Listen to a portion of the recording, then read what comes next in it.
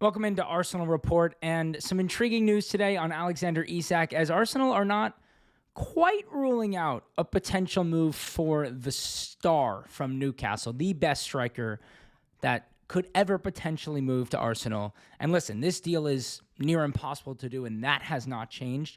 But the fact that Arsenal are not fully giving up on this makes you feel like something special could be in the works. Listen, it's going to cost an arm and a leg. It's going to cost more than Declan Rice by a considerable amount.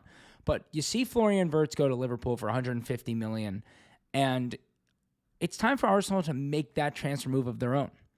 Liverpool won the league last year, and they're spending $150 million. We are in desperate need of a striker, even if it's at the cost of getting a second attacker in.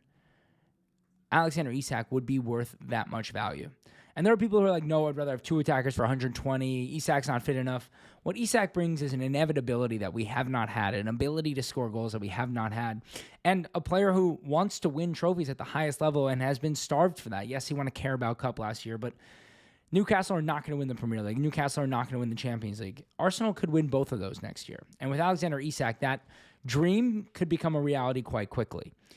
It had seemed like this transfer had completely died, but the fact that it sort of circled back into the rumor mill today makes me think that Arsenal still feel that there's a small chance that with the right package that they can convince Alexander Isaac, but it may come at the price of Isaac himself seeing Arsenal act in the market in other ways, and we'll continue to look at some of those other potential moves, like a Victor Gokeriz, who would only possibly come if Isaac did not come, of course, but this one, another one that feels like the agents are pushing hard. I mean, the report that Gokeriz agents are meeting with the Kroenkes.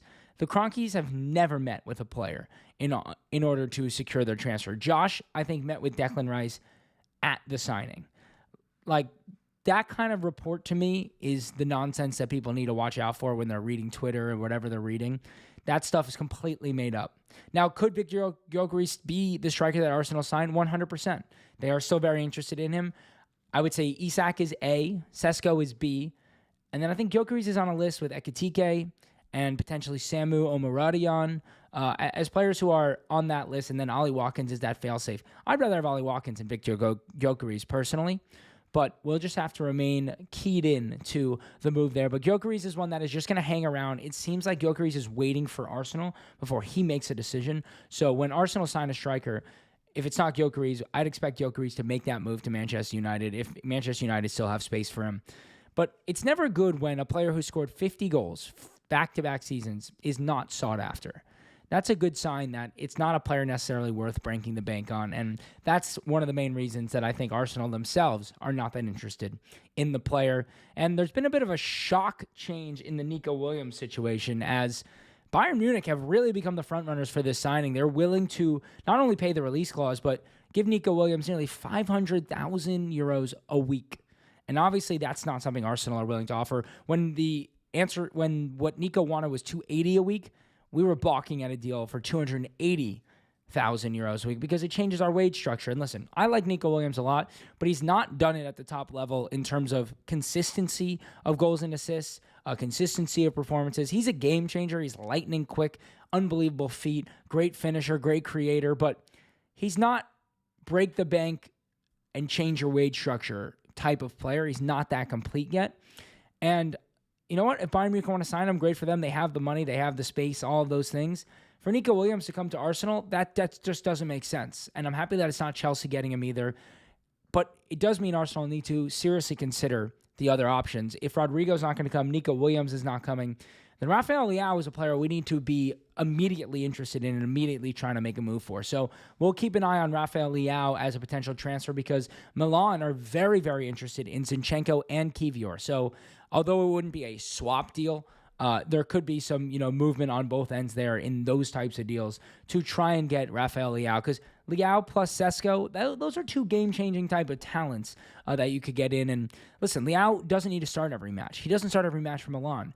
It's about the way that he can score goals and create goals that we don't have a player of that electricity, a maverick like that, who is just different gravy when they're on the ball. Different things can happen. He's not so stagnant in the way that he plays. And yes, there are going to be times when he's not going to look good for us, Rafael Leao, but he would be a top signing for this side. And finally, Jarell Hato, the Ajax defender, is one that Arsenal are keeping serious tabs on and moving strongly into on the transfer. He makes a lot of sense because he can play left center back. He can play left back. You could play him and Gabriel even together. You could play him and Calafiori together.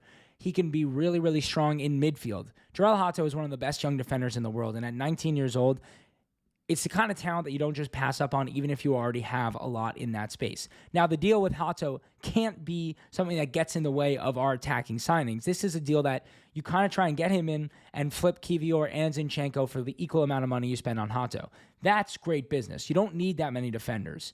And Hato has a massive future ahead of him, and you can convince him on the project. And not only is he immediately the first backup to Gabriel, he's probably the starting left back, assuming that Lewis Skelly moves into midfield. So I'd expect Jarell Hato to actually maybe be a very quick deal done by Arsenal in the coming weeks. Obviously, that transfer window opens back up in 5 days. And here at Arsenal Report, we will be keeping you keyed in to Arsenal's plan. So make sure you hit that subscribe button down there, and we will talk to you soon on the next Arsenal Report.